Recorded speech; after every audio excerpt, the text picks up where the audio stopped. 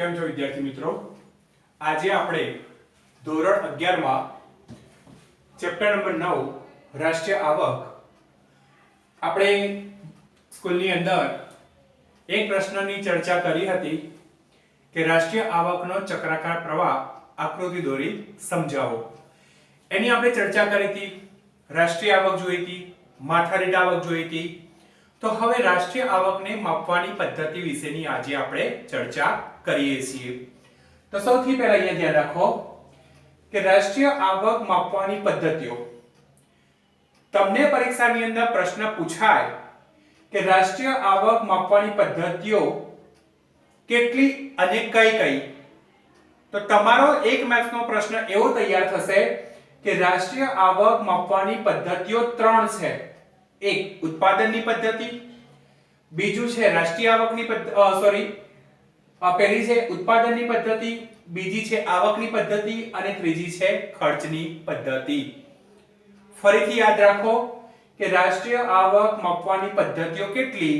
તો રાષ્ટ્રીય આવક માપવાની કુલ 3 પદ્ધતિ છે. એક ઉત્પાદનની રીતે મપાય, એક આવકની રીતે મપાય અને 3 ખર્ચની રીતે મપાય. તો આજે આપણે સૌથી પહેલા પ્રશ્ન એવી રીતે પૂછાય કે રાષ્ટ્રીય આવક માપવાની ઉત્પાદનની પદ્ધતિ વિગતે સમજાવો. તો માત્ર ઉત્પાદનને લગતી જ સમજાવવાની.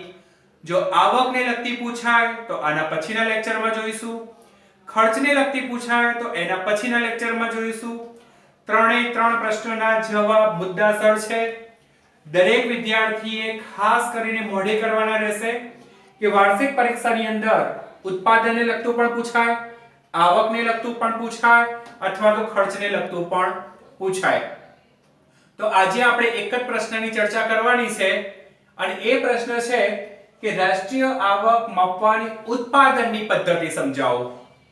ફરીથી યાદ રાખો, રાષ્ટ્રીય આવક માપવાની ઉત્પાદનની પદ્ધતિ વિગતે સમજાવો. તો કેવી રીતે માપવાની? તો સૌથી પહેલા એના 12 મુદ્દા છે, જોઈ લઈએ. સૌથી પહેલા છે અર્થતંત્રનું જુદા જુદા ક્ષેત્રોમાં વર્ગીકરણ, વસ્તુ કે સેવાની પસંદગી, ગૃહિણીના ઘરની સેવાઓ અથવા તો ગૃહિણીના ઘરકામની સેવાઓ, સ્વવપરાશ, સંરક્ષણ પોલીસ, આરોપિત ભાડું, ત્યાર પછી બેવડી ગણતરી, માત્ર અંતિમ વસ્તુનું મૂલ્ય ગણવું, મૂલ્ય વૃદ્ધિની પદ્ધતિ, 8મું પરોક્ષ વેરા અને સબસિડી, પુનઃ વેચાણ, ઘસારો બાદ કરવો, નિકાસ મૂલ્ય ઉમેરવામાં આવે છે, દાણચોરી કે ગેરકાયદેસરની વસ્તુનું મૂલ્ય ગણતરીમાં લેવામાં આવતું નથી. ફરીથી આપણે 12 મુદ્દા જોઈ લઈએ ફરી એકવાર.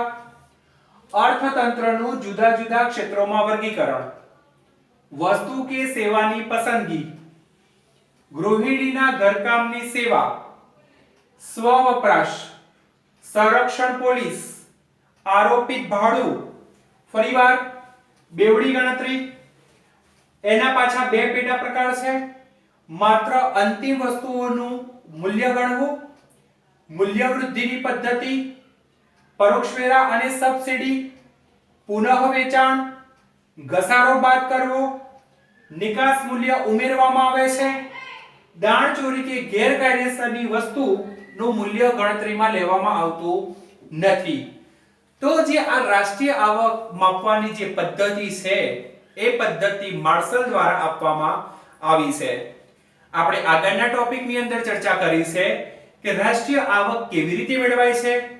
તો રાષ્ટ્રીય આવક જે ઉત્પાદનના જે 4 સાધનો છે, જમીન, મૂડી, શ્રમ અને નિયોજન, અને ત્યાર પછી આપણા દેશના જે ક્ષેત્રો છે 3 ક્ષેત્રો, પ્રાથમિક વિભાગ, ખેતી, દ્વિતીય વિભાગ, ઉદ્યોગ અને તૃતીય વિભાગ એટલે સેવા, આ 3 સેવાઓનો ઉપયોગ કરીને આપણા દેશની રાષ્ટ્રીય આવક મેળવવામાં આવે છે. તો એવી આપણે જુદા જુદા અર્થશાસ્ત્રીઓની વ્યાખ્યાઓ પણ રાષ્ટ્રીય આવકનો અર્થ જોયો તો એમાં પ્રોફેસર અપીગુ, માર્શલ જેવા અર્થશાસ્ત્રીઓની આપણે વ્યાખ્યાઓ જોઈ હતી કે કોકે ઉત્પાદનને મહત્વ આપ્યું, તો કોકે ખર્ચને મહત્વ આપ્યું, કોકે વપરાશને મહત્વ આપ્યું. તો આ બધું જે અલગ અલગ કે વસ્તુઓને મહત્વ આપવામાં આવ્યું છે એને ધ્યાનમાં રાખીને આપણે રાષ્ટ્રીય આવક કેવી રીતે મેળવવાની છે એની આજે આપણે વિગતે ચર્ચા કરીશું. તો હવે સૌથી પહેલો જ મુદ્દો છે કે અર્થતંત્રનું જુદા જુદા ક્ષેત્રોમાં વર્ગીકરણ. હવે રાષ્ટ્રીય આવક મેળવવી છે તો અર્થતંત્રનું એટલે કે આપણા દેશમાં જુદા જુદા ક્ષેત્રોમાં. તો કયા કયા ક્ષેત્રો? તો દરેક વિદ્યાર્થીને ખબર છે કે ક્ષેત્રો આવે એટલે ખેતી, ઉદ્યોગ અને સેવા. આ ઉપરાંત મેન્યુફેક્ચરિંગ, આ બધી જે વસ્તુઓ છે, આ બધા જે ક્ષેત્રો છે, એ ક્ષેત્રની અંદરથી કે સૌથી પહેલા મૂડીરોકાણ કરવામાં આવે છે અને મૂડીરોકાણ કરીને એની અંદરથી આવક પ્રાપ્ત કરવામાં આવે છે. આમ જોવા જઈએ તો જો દેશની રાષ્ટ્રીય આવક વધારવી જ હોય તો દેશની સરકાર શું કરે છે? તો સૌથી પહેલા આર્થિક આંતરમાળખું અથવા તો એનું આંતરમાળખું જોઈએ. તો મેં અગાઉ પણ વર્ગખંડની અંદર આંતરમાળખાની વ્યાખ્યા લખાવી છે કે અર્થતંત્રના વિકાસ માટે જરૂરી પાયાની સગવડોના સમૂહને આંતરમાળખું કહેવાય. તો આંતરમાળખાના બે પ્રકાર છે, એક આર્થિક આંતરમાળખું અને બીજું છે સામાજિક આંતરમાળખું. તો આર્થિક આંતરમાળખાની અંદર સિંચાઈ, ઉર્જા, વાહન વ્યવહાર, સંદેશા વ્યવહાર, બેન્કિંગ, વીમો આ બધા ક્ષેત્રોની અંદર સરકાર મૂડીરોકાણ કરે છે અને અર્થતંત્રનો વિકાસ કરી દેશનો વિકાસ કરીને રાષ્ટ્રીય આવકમાં શું કરે છે? વધારો કરે છે. એટલે કે અર્થતંત્રના જુદા જુદા ક્ષેત્રોમાં શું કરવામાં આવ્યું છે? વર્ગીકરણ કરવામાં આવ્યું છે. બીજું આવે છે વસ્તુ કે સેવાની પસંદગી. જે પણ વસ્તુ કે સેવાનું ઉત્પાદન થાય છે એ ઉત્પાદનની અંદર માત્ર અંતિમ વસ્તુ જ ધ્યાનમાં લેવામાં આવે છે કે સૌથી પહેલા ઉત્પાદન થાય છે અને અંતિમ વપરાશ સુધી વચગાળાની વસ્તુઓ ધ્યાનમાં લેવામાં આવતી નથી.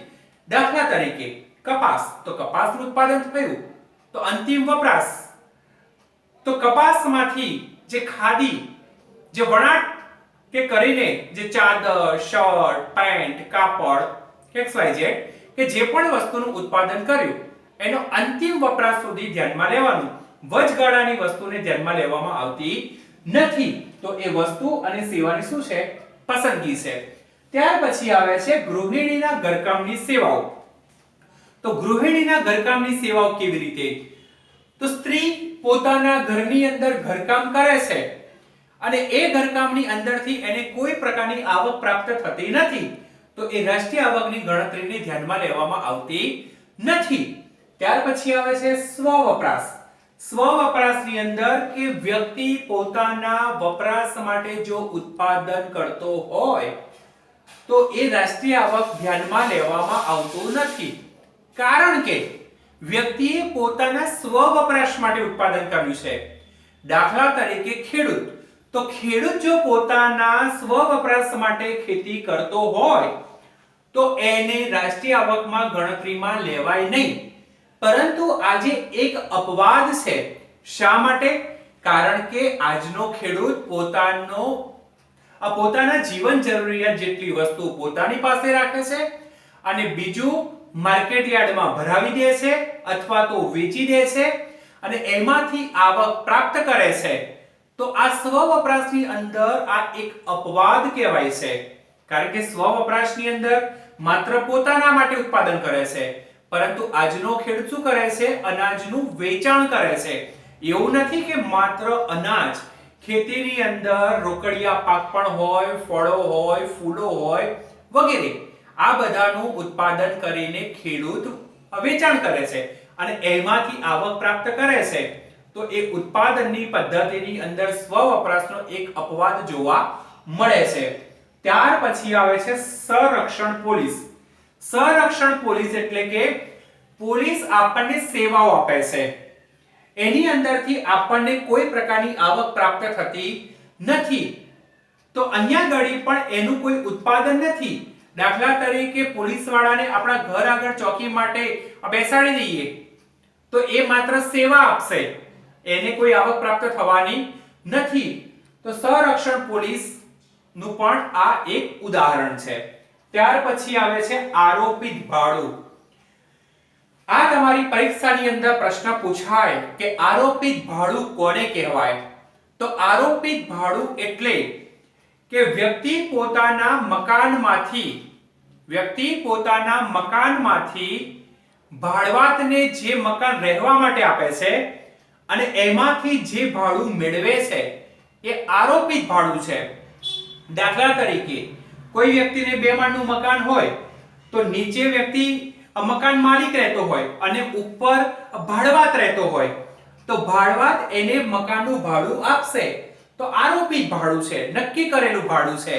એટલે એની અંદર દાખલા તરીકે જે મકાન માલિક છે એની આવક, દાખલા તરીકે સરકારી નોકરી હોય કે બિઝનેસ કરતો હોય તો એની આવક પ્લસ કે એનું જે મકાનનું ભાડું આવતું હોય તે, આ બંનેનો સરવાળો કરવાનો, તો એની અંદર પણ રાષ્ટ્રીય આવક માપી શકાય છે. તો આ એક છે આરોપિત ભાડું. ત્યાર પછી આવે છે બેવડી ગણતરી. જ્યારે આપણે રાષ્ટ્રીય આવક વાળો ટોપિક આપણે શરૂ કર્યો હતો ત્યારે મેં વર્ગખંડની અંદર બેવડી ગણતરી તમને શીખવાડી હતી કે બેવડી ગણતરી કોને કહેવાય. તો સામાન્ય પરિભાષામાં તમે યાદ રાખો કે બેવડી ગણતરી એટલે બે વખતની ગણતરી. દાખલા તરીકે 2020 માં જે ઉત્પાદન થયું અને બાકી રહેલું જે ઉત્પાદન છે એ જો 2021 માં એની ગણતરી કરીએ તો એ બેવડી ગણતરી કહેવાય. એટલે બેવડી ગણતરી ક્યારે પણ કરાય નહીં. જે વર્ષે દાખલા તરીકે આ 2021 આવ્યું, હવે 21-22, હવે એક નવું વર્ષ, હવે આ વર્ષે જે ઉત્પાદન થશે એ માત્ર 21 અને 22 ની ગણતરીમાં થશે. પછી વર્ષ 22 માં જે ઉત્પાદન થશે એનું 23 માં એની ગણતરી કરાય નહીં. જો 23 ની અંદર ગણતરી કરવામાં આવે તો એ બેવડી ગણતરી ગણવામાં આવે છે. બેવડી ગણતરીની અંદર માત્ર અંતિમ વસ્તુઓનું જ મૂલ્ય ગણવું. દાખલા તરીકે લોખંડ હોય તો લોખંડનું જે ઉત્પાદન થયું છે તો એ લોખંડ, હવે એ લોખંડનું જે વજન થયું, હવે એના પછી જો એમાંથી બનતા બારી, બારણા, તિજોરી, કબાટ, હવે એનું જો વજન કરવામાં આવે તો પહેલા જે તમે લોખંડની સીટોનું વજન કર્યું, પછી એમાંથી બનતી વસ્તુનું કે વજન કર્યું, તો અગાઉ તો એની ગણતરી થઈ ચૂકી છે. તો જો એ વસ્તુ બન્યા પછી જો એનું વજન કરવામાં આવશે, એનું મૂલ્ય કાઢવામાં આવશે તો એ બેવડી ગણતરી કહેવાશે. એટલે બેવડી ગણતરી કરવાની નથી. મૂલ્ય વૃદ્ધિની પદ્ધતિ. મૂલ્ય વૃદ્ધિની પદ્ધતિ એટલે કે લોખંડના જે પતરા છે અને એ પતરાનું મૂલ્ય કેટલું અને વસ્તુનું મૂલ્ય કેટલું. તો અગાઉ તમે લોખંડના પતરાનું મૂલ્ય તમે નક્કી કરેલું છે અને પછી જો વસ્તુનું મૂલ્ય નક્કી કરવામાં આવશે તો એમાં થોડો તફાવત જોવા મળશે, તો એ પાછી શું થશે? બેવડી ગણતરી. એટલે રાષ્ટ્રીય આવક માપવામાં ક્યારે પણ બેવડી ગણતરી ધ્યાનમાં લેવામાં આવતી નથી. ત્યાર પછી આવે છે પરોક્ષ વેરા અને સબસિડી. હવે આ પ્રત્યક્ષ વેરા કોને કહેવાય અને પરોક્ષ વેરા કોને કહેવાય? જે આપણે હેન્ડ ટુ હેન્ડ આપણે બિલ લઈને જઈએ છીએ અને ડાયરેક્ટ કે આપણે કેશ કે ચેક આપીને જે વેરા આપણે ભરીએ છીએ એ પ્રત્યક્ષ છે. પણ માની લો કે પરોક્ષ વેરા કોને કહેવાય? દાખલા તરીકે સરકારી નોકરીવાળો હોય તો એને એના પગારમાંથી કે અમુક ટકા વેરો એટલે કે ટેક્સ કપાઈ જાય અને એ કપાઈને જ એના હાથમાં પગાર આવે, તે શું છે? પરોક્ષ. એને ખબર નથી પણ માની લો કે આપણી પાસે આખો પગાર આવ્યો અને એમાંથી જે અમુક ટકા પાછા આપી દેવાના થાય, તે શું છે? પ્રત્યક્ષ વેરો છે. પણ પરોક્ષ એ આપણને ખબર પડતી નથી, એ ડાયરેક્ટ કપાત થઈને જ આવે છે અને એ રાષ્ટ્રીય આવકમાંની ગણતરી કરવામાં આવે છે. ત્યાર પછી આવે છે સબસિડી. તો સબસિડી પણ સરકાર દ્વારા આપવામાં આવે છે. તો સબસિડીની અંદર દાખલા તરીકે સરકાર પાસેથી 1 લાખ રૂપિયાની સબસિડી લીધી તો એના અમુક ટકા આપણે પાછા આપવાના થાય અને કે અમુક ટકા આપણી પાસે રહ્યા, તે સબસિડીનો એક ભાગ છે. ત્યાર પછી જોવા જઈએ પુનઃ વેચાણ. તો પુનઃ વેચાણ કોને કહેવાય? તો દાખલા તરીકે જે વસ્તુનું ઉત્પાદન થયું છે એની તમે ગણતરી કરી નાખી છે અને ફરીથી કે એનું વેચાણ શરૂ થઈ જાય છે, એમાંથી જે આવકો પ્રાપ્ત થાય છે એ આપણું શું છે? પુનઃ વેચાણ છે. ત્યાર પછી ઘસારો બાદ કરવો. તો ઘસારો શેનો બાદ કરશો? તો જે ઉત્પાદનના જે 4 સાધનો છે એ 4 સાધનોની અંદર કે જમીન છે, તો આમ જોવા જઈએ તો જમીનને ઘસારો લાગુ ન પડે, પણ માની લો કે યંત્રો છે તો યંત્રોને ઘસારો લાગુ પડે, કારણ કે જેમ જેમ યંત્રો વપરાતા જશે તેમ તેમ શું થતું જશે? ઉત્પાદન ઘટતું જશે. તો એની પાછળ ખર્ચ કરવો પડશે, તો તેની અંદર પાછું થોડું મૂડીરોકાણ કરવું પડે. ત્યાર પછી શ્રમિકો છે, તો શ્રમિકોને આમ ઘસારો લાગુ ના પડે, કારણ કે એ જીવંત સાધન છે. એને કે અમુક કલાકો પછી થાક લાગે છે તો પાછું ઉત્પાદન શું થઈ જાય છે? ઘટી જાય છે. તો સૌથી મહત્વની અસર ક્યાં થાય છે? તો નિયોજક ઉપર થાય છે. તો ઘસારો બાદ કરવો. આના કોઈ અંદર સમજાવવાનું નથી. નિકાસ મૂલ્ય ઉમેરવામાં આવે છે. નિકાસ મૂલ્ય કે વિદેશમાંથી જે આપણી પાસે હુડિયામણ આવ્યું છે એનું મૂલ્ય કેટલું, અને હંમેશા જે તે દેશના ચલણની અંદર જ માપવામાં આવે છે. દાખલા તરીકે $1 બરાબર 72 રૂપિયા, તો અમેરિકાથી $1 આવ્યો હોય તો આપણને 72 રૂપિયા પ્રાપ્ત થાય. પણ દરેક રોજે રોજનું મૂલ્ય શું થાય છે? બદલાતું જાય છે. અને છેલ્લું આવે છે દાણચોરી કે ગેરકાયદેસર વપરાશ મૂલ્યને ગણતરીમાં લેવામાં આવતું નથી. તો આ પ્રમાણે દરેક વિદ્યાર્થીએ ઉત્પાદનની પદ્ધતિ મોઢે કરવાની રહેશે.